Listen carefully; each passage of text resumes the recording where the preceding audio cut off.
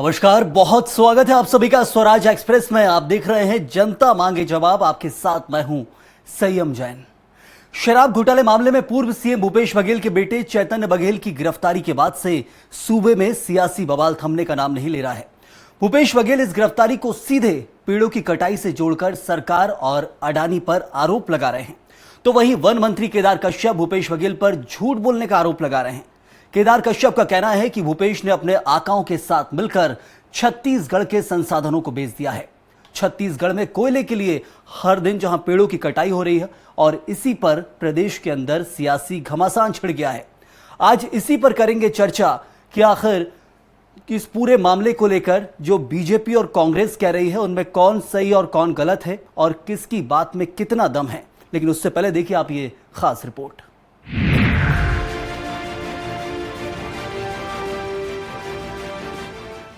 भूपेश बघेल झूठ की फैक्ट्री, आपस में भिड़े कांग्रेस और बीजेपी, पेड़ कटाई पर मचा सियासी घमासान। छत्तीसगढ़ में कोयले के लिए जंगलों को काटे जाने का मुद्दा गर्माता जा रहा है। बीजेपी का कहना है कि कोल ब्लॉक राजस्थान की तत्कालीन अशोक गहलोत सरकार को आवंटित किया गया था। केंद्र की मनमोहन सिंह सरकार के दौरान भी कोल ब्लॉक आवंटित करने के लिए रास्ता आसान किया था, जिसके जवाब में कांग्रेस ने राजस्थान के मुख्यमंत्री भजन लाल शर्मा का एक पुराना ट्वीट शेयर किया, जिसमें राजस्थान के पावर प्लांटों के लिए कोयले की आपूर्ति के लिए हसदेव अरण्य कोल्ड फील्ड में वन भूमि का उपयोग करने की अनुमति दिए जाने पर छत्तीसगढ़ के सीएम का धन्यवाद किया गया है। और वन मंत्री जी ये बताओ, जब आदिम जाति कल्याण विभाग से राजस्व विभाग से जब उसको पट्टा मिला है,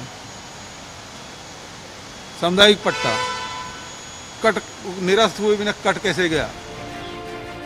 दरअसल पूर्व सीएम भूपेश बघेल के आरोपों पर पलटवार करते हुए वन मंत्री केदार कश्यप ने कुछ दस्तावेज पेश किए थे।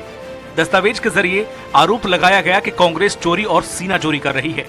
बीजेपी का कहना है कि साल 2010 में केंद्र में कांग्रेस की सरकार थी, तब हसदेव अरण्य को प्रतिबंधित क्षेत्र घोषित किया गया था, लेकिन कांग्रेस सरकार में पर्यावरण मंत्री जयराम रमेश ने नियमों में बदलाव कर हसदेव अरण्य में गतिविधियां चालू की थी। तत्कालीन जो मंत्री रहे, पर्यावरण मंत्री जयराम रमेश, उन्होंने उस पूरे हसदेव क्षेत्र को उसको गो एरिया करके घोषित किया। बहरहाल छत्तीसगढ़ में उद्योगों और कोल ब्लॉक के लिए जंगलों की कटाई कोई नई बात नहीं है। पूरे राज्य में विकास के नाम पर हजारों हेक्टेयर जंगल काट दिए गए हैं और ऐसा केवल किसी एक सरकार के कार्यकाल में नहीं किया गया है। लेकिन सियासत में माइलेज पाने और एक दूसरे को कमतर दिखाने के लिए कांग्रेस और बीजेपी एक दूसरे को जिम्मेदार ठहरा रहे हैं। स्वराज एक्सप्रेस के लिए रायपुर से दिलीप साहू की रिपोर्ट।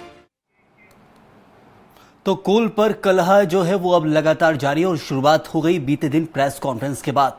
और इस पर ज्यादा चर्चा के लिए हमारे साथ मौजूद हैं बीजेपी कांग्रेस के प्रवक्ता भी। आइए उनसे आपका तारुफ करा दें। बीजेपी से हमारे साथ केएस चौहान जी मौजूद है। बहुत स्वागत है आपका केएस चौहान साहब। दूसरी तरफ कांग्रेस से हमारे साथ हैं नितिन भंसाली जी। नितिन जी, आपका ही बहुत बहुत स्वागत है स्वराज एक्सप्रेस में। वही वरिष्ठ पत्रकार के शर्मा जी भी हमारे साथ मौजूद है। के शर्मा जी, आपका ही बहुत स्वागत इस चर्चा में जुड़ने के लिए। चर्चा भी करेंगे, विस्तार से जानेंगे कि आखिर कोल पर जो बहस चल रही है कि किसके कार्यकाल में किसने आवंटित किया था, अब कौन इसका राजनीतिक लाभ उठा रहा है। सबसे पहले मैं सवाल करूंगा हमारे साथ जो नितिन भंसाली जी हैं, कांग्रेस के प्रवक्ता। नितिन जी, सवाल ये उठता है कि अब भूपेश बघेल किस टाइम पर आप प्रचार, जहां भूपेश बघेल जब मुख्यमंत्री रहे थे तब बहुत सारे सवाल उठाए गए थे और अब जाकर जब भूपेश बघेल विपक्ष में आ गए हैं, जैसे उनके बेटे की गिरफ्तारी होती है और गिरफ्तारी के बाद सीधे ईडी कार्रवाई करती है, तो बीजेपी की प्रेस कॉन्फ्रेंस पर आरोप आपके ऊपर ही आ गए वापस कि 2011-12 में जब केंद्र में कांग्रेस की सरकार थी तभी कोल आवंटित हो गए थे इन कंपनियों को। अब आप सिर्फ आरोप लगा रहे हैं विपक्ष में बैठकर। ये जो कोल माइंस की बात हो रही है, हसदेव अरण्य की, ये बता दूं कि ये आवंटित हुई थी 2015 में मोदी जी की सरकार में। और कोल ब्लॉक जो है वो आवंटन की जो भी प्रक्रिया होती है वो केंद्र सरकार द्वारा की जाती है। किसकी सरकार है आप देख लीजिए।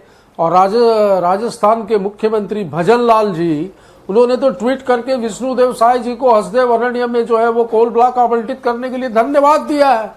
ऑफिशियली ट्वीट भी है जिसको अपने यहाँ शेयर भी किया है। तो कौन कर रहा है ये बताने की आवश्यकता नहीं है।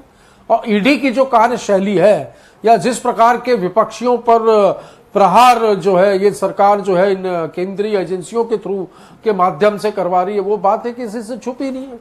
अशोक चौहान, हेमंत बिस्व शर्मा, प्रफुल्ल भाई पटेल, एकनाथ शिंदे, छगन भुजबल, ऐसे सैकड़ों नाम हैं जिनके ऊपर हजारों करोड़ों के आरोप थे। ईडी में, सीबीआई में, आईटी में जिनके नाम से केस दर्ज थे, वो इनकी भारतीय जनता पार्टी में आ गए, उनके केस खत्म हो गए, उनकी संपत्तियां उनको वापस दे दी गई। तो इन पे प्रश्न चिन्ह तो लगता है। नितिन जी, जो आरोप मूल तौर पर लगाया जा रहा है वो ये लगाया जा रहा है कि आप जब सत्ता में रहते हैं केंद्र में या प्रदेश में तो कोई दिक्कत नहीं है, लेकिन जैसे ही विपक्ष में जाते हैं तो मुद्दा ढूंढ के सीधे तौर पर हसदेव में वन की कटाई हो या फिर रायगढ़ में तमनार में वन की कटाई का जो मुद्दा है उसमें आरोप यह लग रहा है कि आप विपक्ष में बैठे तो सिर्फ उसे विक्टिम कार्ड की तरह इस्तेमाल कर रहे हैं अपने मुद्दों को दबाने के लिए, जो कहा जाता है। आप क्या कह रहे हैं कि जंगल कटते रहे और विपक्ष चुप रहे, हम हाथ बांध के बैठे रहे? खुद स्वयं प्रदेश के पूर्व मुख्यमंत्री भूपेश बघेल जी तमनार जाकर उन्होंने सारी चीजों को दिखाया है और सब देखे गए कि पेड़ किस तरीके से कटे हुए हैं और अडानी के लोग कटर लेकर जंगलों में घुसे हुए हैं। तो क्या हम चुप रहे? इस प्रदेश की जल जंगल जमीन के लिए आवाज ना उठाए? आवाज उठाई, उसी का खामियाजा है कि जिस दिन विधानसभा में इस विषय में भूपेश बघेल जी ने प्रश्न लगाया था और उस पर चर्चा होनी थी और उसी दिन उनके सुपुत्र का, चैतन्य बघेल का बर्थडे था, तो देखिए कैसा किया कि विधानसभा की कार्यवाही के दिन अरेस्टिंग छापा डाला गया और जन्मदिन के दिन गिरफ्तारी की गई। वो तो देखा तो जरूर, पूरे देश ने देखा है। नितिन जी, इस पर जवाब भी लेना जरूरी है। हमारे साथ केएस चौहान जी हैं।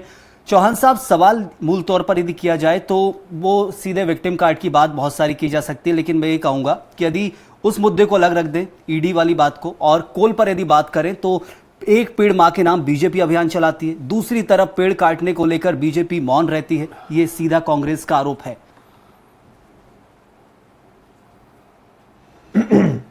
महोदय, एक संघीय व्यवस्था होती है और जितने भी पेड़ काटने के जो ऑर्डर दिए गए हैं छत्तीसगढ़ में, अभी जो पेड़ कट रहे हैं, कोई नए ऑर्डर नहीं है। 3 दिसंबर 2023 के बाद कोई भी ऑर्डर नया नहीं निकला है। ये आप नोट करके रख लीजिए और हमारे दर्शक भी नोट करके रख लें। एक भी आप ऑर्डर दिखाएं कि नए ऑर्डर कोई निकले हैं 3 दिसंबर 2023 के बाद, तो मैं मान जाऊंगा जो ऑर्डर पहले से पूर्ववर्ती सरकार, भूपेश की सरकार थी, भूपेश बघेल की सरकार थी, उसी को वो कंटिन्यू किया गया है, क्योंकि वो एक संघीय व्यवस्था रहती है, वो एक एग्रीमेंट रहता है। अब साथी प्रवक्ता आपके प्रसिद्ध चैनल में बैठ के सरासर झूठ बोल रहे हैं। क्यों बोल रहे हैं? क्योंकि ये आप भी नोट करिए और हमारे दर्शक भी नोट करें, साथी प्रवक्ता भी नोट करें कि जो गो एरिया, जो हरान्य को जो 2 गो एरिया घोषित किया गया था, वो कब किया गया था? तो 2011 में किया गया था। जयराम रमेश ने, उस समय जो तत्कालिक केंद्रीय मंत्री थे, फॉरेस्ट मिनिस्टर, उन्होंने किया था। ये आप नोट करिए, 2011 गो एरिया घोषित किया गया, जयराम रमेश के द्वारा घोषित किया गया। इसका हमारे मंत्री जी ने सुनिए किया था गो एरिया। इसी सवाल पे मैं जवाब ले लेता हूं के शर्मा जी से, बहुत जरूरी है क्योंकि इस मुद्दे को लेकर क्या विस्तार से समझना भी जरूरी है। के शर्मा जी, एक तरफ तो सवाल उठ रहा है कि जो कहा जाता है कि कांग्रेस ही खुद गो एरिया घोषित करती है, दूसरी तरफ 2011-12 में कोल आवंटन हो गया। कितनी सच्चाई इस पूरे मामले को लेकर? कौन सी पार्टी सही कर रही है? कौन है पेड़ों को नहीं काटने के पक्ष में है, कौन पेड़ों के काटने के पक्ष में है, कौन इसे प्रक्रिया बता रहा है और कौन मुद्दे से भटका रहा है? थोड़ा सा विस्तार से बताइएगा के शर्मा साहब। देखिए, इसमें कितनी राजनीति है, कितने आदिवासी हित की बात हो रही है, कितने लोक हित की बात हो रही है, तमाम प्रकार की बातें समावित है।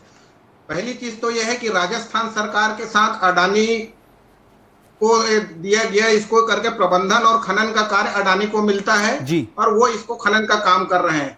2007, 2010, 2011, 2010 में जो नो गो एरिया, 2011 में उसको खोला जाना, उसके बाद लगातार 2021-22, 2028 तक जो खनन करना था कोयला 2022 में ही पूरा खोद दिया गया। उसके बाद नए खदान की दी जा रही है वहां पे।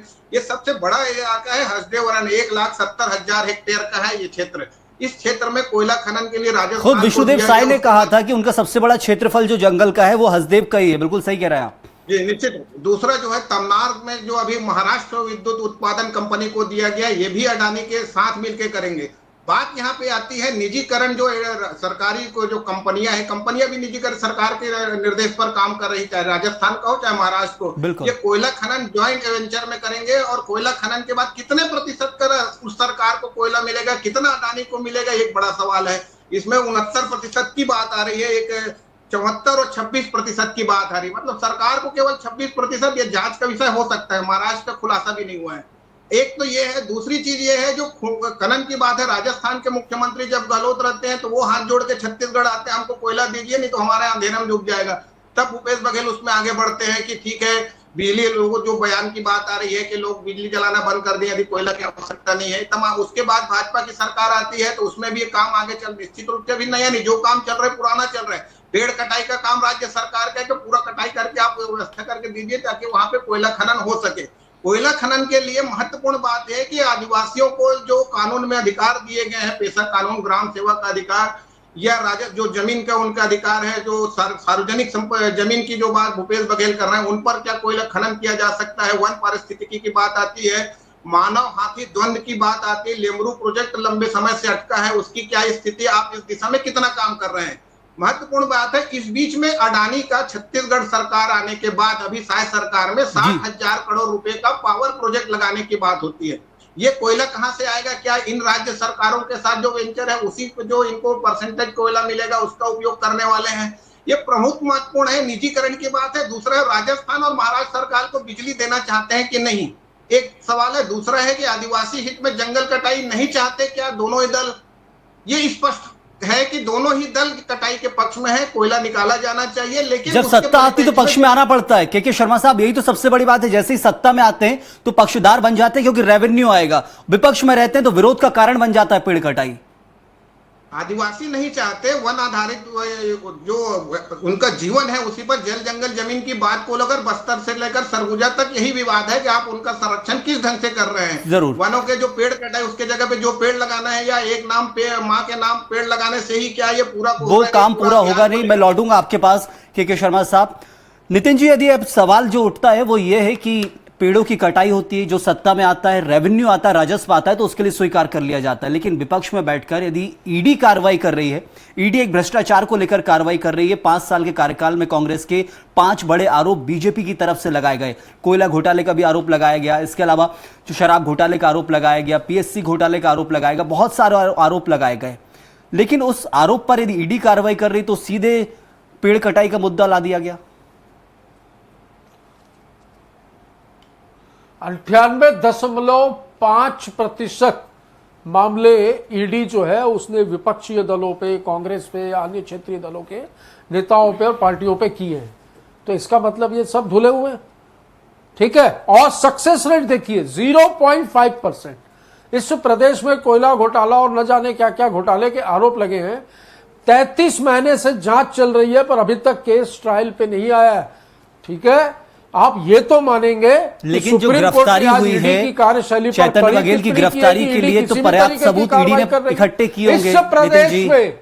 इस प्रदेश में ओ भाई साहब वो सबूत सब इकट्ठे कैसे किए जाते हैं, ईडी कैसे केस बनाती है, ये बताने की बात नहीं है। सब जानते हैं, पूरी दुनिया जानती है कि देश में ईडी कैसे काम कर रही है। छत्तीसगढ़ में एक अभियान चल रहा है, एक पेड़ मां के नाम और पूरा जंगल बाप के नाम, और अडानी की गाय विष्णुदेव साय।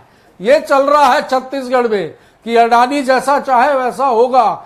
अभी भी मैं बता रहा हूं, एक शंका बस्तर में भी बनी हुई है कि अंदर खानों से हमें सूचना मिल रही है या ऐसी जानकारी आ रही है कि वहां के जल जंगल जमीन को भी बेचने की पूरी योजना इन्होंने बना दी है। तो विपक्ष के तौर पर क्या हम पेड़ कटने दें, चुप रहे?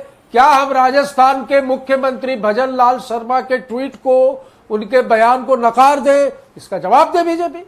जरूर। केश चौहान साहब, एक तरफ यदि हम बात करेंगे ना पेड़ कटाई की, तो उस पर बहुत बड़ा मुद्दा हो जाएगा। अब बीजेपी की सरकार है, आपने डिफेंड कर दिया कि जो प्रक्रिया है उसके हिसाब से काम किया जा रहा है, और जो कोल आवंटन हुआ उसमें पहले हसदेव की बात हो या रायगढ़ के तमनार की बात हो, लेकिन ईडी की कार्रवाई पर कांग्रेस को बिल्कुल भी विश्वास नहीं है। वो सिर्फ कांग्रेस का यही कहना है कि ईडी की कार्रवाई जो की जा रही है वो आप पेड़ों की कटाई का जो मुद्दा है उससे भटकाने के लिए उस दिन आपने किया है, नहीं तो भूपेश बघेल बहुत कुछ उस दिन विधानसभा में बोलते। ये भूपेश बघेल की प्रेस कॉन्फ्रेंस है। जब ये मुख्यमंत्री थे, अभी हमारे साथी प्रवक्ता बोल रहे थे कि एक पेड़ मां के नाम और बाकी पूरे जंगल बाप के नाम, तो ये बाप किसके हैं? बाप कौन है बताओ। नहीं, वही तो मैं बोल रहा हूं ना, जो ये प्रेस कॉन्फ्रेंस ले रहे हैं और उसमें क्या बोल रहे हैं? मैं तो बाप के नाम क्या बोल रहे हैं? नाम ले लो यार। उसमें क्या बोल रहे हैं? बाप कौन है? बोल रहे हैं उसमें?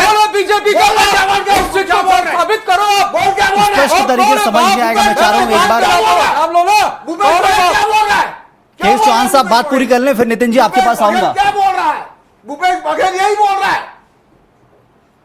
भूपेश बघेल क्या बोल रहा है? भूपेश बघेल क्या बोल रहा है? क्या बोल रहा है? भूपेश बघेल क्या बोल रहा है? नहीं, आपत्ति उस पर मत लीजिए, वो बिल्कुल शब्दावली आक्रोशित में कह दिए कि आप उस पर आपत्ति मत लीजिए। केश चौहान साहब अपनी बात पूरी कीजिए। नितिन जी आ रहा हूं आपके पास। चौहान साहब को बात पूरी करने दीजिए, फिर नितिन जी आपके पास आऊंगा। ठीक है, भूपेश बघेल क्या बोल अरे आप उस पर आपत्ति मत लीजिए, वो उन्होंने ऐसे नहीं बोला है। वो आपके नेता की इज्जत नहीं करेंगे तो आप उनके नेता की इज्जत कैसे करेंगे? वो जानते हैं बेहतर तरीके से। उनको अपनी बात पूरी करने दीजिए, आऊंगा आपके पास। चौहान साहब बात पूरी कीजिए, उसके बाद इस तरीके की बात होगी। नितिन जी मैं बोल रहा हूँ, वो आपके नेता की बेइज्जती करेंगे, आप भी उनकी कर सकते हैं, इसलिए वो जानते हैं, धोखे से निकल गया होगा, हो सकता है जल्दबाजी में। उनको बात पूरी करने दीजिए। नोट करिए आप, ये संस्कार है इनके। क्या बोल रहा है? अरे छोड़ो यार, क्या बोल रहा है? ये संस्कार है पार्टी के। ये बोल रहा है। बोलो।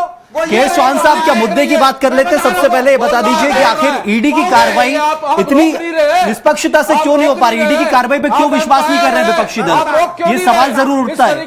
अगर तू तड़ाके पे बात नहीं, तू तड़क पे कोई बात नहीं करेगा। मैं यहाँ खड़ा हूँ, यदि वो आपकी बेइज्जती करेंगे तो आप भी उनके नेता की कर सकते हैं, बेहतरीन तरीके से जानते हैं वो। मैं मुद्दे पर ही ला रहा हूँ। केश चौहान साहब, यदि ईडी की कार्रवाई पर विपक्ष विश्वास नहीं कर पा रहा है तो इसका क्या कारण है? ईडी का सक्सेस रेट इतना गिरा हुआ क्यों है? सवाल ये है। अरे आप लड़ेंगे मत, मैं बोल रहा हूँ। केश चौहान साहब, नितिन जी आप दोनों बहुत वरिष्ठ हैं, प्रवक्ता अपनी अपनी पार्टियों के, इतना सी मान मर्यादा रखिए। सिर्फ इतनी सी सवाल है मेरा कि ईडी की कार्रवाई पे विपक्ष विश्वास क्यों नहीं कर पा रहा है? चौहान साहब, नितिन जी आ रहा हूँ आपके पास। नाम भी नहीं है, इतनी तकलीफ हो गई। रुक जाइए, मुद्दे से भटक जाएंगे, टाइम की कमी है। मैं एक काम करता हूँ, आप दोनों को रोककर के शर्मा साहब के जाता हूँ। शर्मा जी, मैं चाहता हूं जानना कि विस्तार से आप बता दीजिए कि ईडी की कार्रवाई पे विपक्ष विश्वास क्यों नहीं कर पाता है? क्या ईडी का सक्सेस रेट इतना गिरा हुआ है? सुप्रीम कोर्ट भी कई बार ईडी पर टिप्पणी कर चुका है, क्योंकि निश्चित रूप से सक्सेस रेट की बात तो है जो कांग्रेस कह रही है, लेकिन महत्वपूर्ण बात है कि ईडी पर जनता का विश्वास है कि नहीं है। केंद्रीय एजेंसी हो या पुलिस पर भी, कि आप किसके जांच की मांग करेंगे? आज विधानसभा में भी कांग्रेस जो है सीबीआई और ईडी से जांच की मांग करती है, तो आपके पास सब्स्टिट्यूट क्या है विकल्प? यदि इन एजेंसियों की जांच में तथ्य के आधार पर सत्य तक पहुंचने की यदि कोई बात हो रही है तो उस पर जांच प्रक्रिया के बाद उसमें यदि गलत सही है वो तो न्यायालय तक की बात है जरूर। लेकिन अभी इससे राजनीतिक लाभ किसको मिलता है, क्या नहीं मिलता, अभी छत्तीसगढ़ में चुनाव की स्थिति तो है नहीं। लेकिन जो राजनीतिक है, जो परिस्थिति, कांग्रेस सिर्फ यही बात कर रही है कि क्या उस दिन विधानसभा में मामला उठाने वाले थे इसलिए ये मामला है या उठाया गया क्या? लेकिन जो ईडी है वो अपने स्तर पे जांच कर रही है, ज्वेलर्स के साथ क्या संबंध है, पैसे का लेन देन हुआ का, पप्पू का बयान क्या आया, ये उसकी सत्यता है क्या, उसके आगे और लोग जुड़ेंगे, वो अपने ढंग से काम कर रही, जो उसकी विज्ञप्ति में जो वो लोग बता रहे हैं, जो कोर्ट में अभी 5 दिन पूछताछ के बाद क्या तथ्य आते हैं, ये भी बात है। कुल मिलाकर के ये है कि ईडी अपना कार्यवाही कर रही है, इससे राजनीतिक लाभ किसको होता है, किसको नुकसान होता है, एक अलग विषय है। लेकिन दो अलग अलग मैदान में चल रहे हैं। एक भ्रष्टाचार मुक्ति, जीरो टॉलरेंस को लेकर भाजपा की अपना मैदान है जहां पे वो कांग्रेस को घेरने की कोशिश करती है। दूसरा जो है आदिवासी हित की बात है जो कांग्रेस कर रही पेड़ कटाई को लेकर। दोनों अलग अलग मैदान में, अपने मैदान में दूसरे को खींचने की कोशिश। जरूर शर्मा जी, बिल्कुल। नितिन जी, सवाल ये है अब आपके पास कि आखिर यदि पेड़ों की कटाई से आपत्ति है, हाईकोर्ट और सुप्रीम कोर्ट में आप एक याचिका लगा देते, लेकिन पेड़ों की कटाई का मुद्दा सिर्फ राजनीतिक बयानबाजी तक सीमित रह गया, लग रहा है। आपकी तरफ से कोई याचिका लगाएगी? काम करो, मेरे को अपनी बात, अरे भाई बोल लो। अच्छा, मेरे केश चौहान साहब आऊंगा आपके पास। मेरा नितिन जी से सवाल है, आपके लिए भी एक सवाल बाकी, आऊंगा मैं आपके पास। मैंने अब नितिन जी सब जवाब आप ये देखो भाई, नितिन जी आप जवाब दीजिए, एम्पायर हो। आप जवाब दीजिए। आप ही केस ये चौहान तय साहब ये के पास भी करेंगे एक मेरे को जवाब बोलने लेकर को। आऊंगा, उनके पास क्या कुछ उनका कहना है वो भी जानेंगे। पहले आप जवाब दीजिए नितिन जी। अब मैं क्या सवाल का जवाब दूं? आपने जो बोला ये इतनी जोर से चिल्लाए, मेरे को कुछ चलिए मैं दोहरा देता हूं फिर से। फिर से पूछिए। पेड़ों की कटाई की बात की जाती है तो उसमें हाईकोर्ट और सुप्रीम कोर्ट का रुख कांग्रेस कर सकती है, अभी वर्तमान में समय है। करेंगे, इसके लिए लड़ाई लड़ेंगे। जल जंगल जमीन के लिए जिस स्तर की, सड़क से सदन तक की, लोकसभा तक की, सुप्रीम कोर्ट की, हाई कोर्ट तक की लड़ाई लड़नी होगी और लड़ेंगे। पर मुझे घोर आपत्ति है आज के डिबेट में बोले गए कुछ शब्दों के लिए। मैं हमेशा बीजेपी के वरिष्ठ नेताओं को जी लगाकर, श्री लगाकर, आदरणीय वो थोड़ा सा लगाकर अपनी संबोधित बात करता कर हूं, रहे थे, क्योंकि ये आक्रोशित हो हमारी गए, प्रेस पार्टी के कॉन्फ्रेंस की और बाइट दिखाते हुए थोड़ा सा संस्कार आक्रोशित हो गए तो ऐसा शब्द संस्कार। बिगड़ गया होगा, नहीं, नहीं। उसके लिए मैं क्षमा मांग लेता हूं, लेकिन आप अपनी बात पूरी कीजिए, उसमें आपत्ति लेने की कोई बात नहीं है, उसको आप मुद्दा नहीं बनाइए, मुद्दा कुछ और है। क्षमा जिनको नितिन जी, मांगनी आप वरिष्ठ चाहिए, वो हैं। मांगे, पर इससे ये दिखता है, अरे मैं वरिष्ठ हूं तो मैं कुछ भी सुनूंगा। नहीं, सुनने की बात नहीं है, वो ऐसा थोड़ी नहीं गलती होता। उनसे भी हो सकती है, और कभी रहा आपसे भी हो सवाल पेड़ों सकती की है। कटाई का, तो मैंने ये चीज कह दी कि इस विषय में जल जंगल और जमीन को बचाने के लिए हम बिल्कुल जनता के, आदिवासियों के साथ खड़े हैं। जब अरुण साव जी को ये पता था कि ये जो कोल आवंटन की जो अनुमति है या ये प्रक्रिया केंद्र सरकार द्वारा होती है, तभी उन्होंने पल्ला झाड़ के वन मंत्री केदार कश्यप को आगे कर दिया। केदार कश्यप जी ने आकर प्रेस कॉन्फ्रेंस ली। क्या केदार कश्यप जी स्वयं आदिवासी हैं? क्या वो चाहते हैं जंगल कटे? नहीं चाहते हैं तो फिर तुरंत इस पर रोक लगाएं। ये आरोप प्रत्यारोप की राजनीति छोड़ के सबसे पहले जंगल बचाएं, ये मांग हम करते हैं। आप बहुत बढ़िया।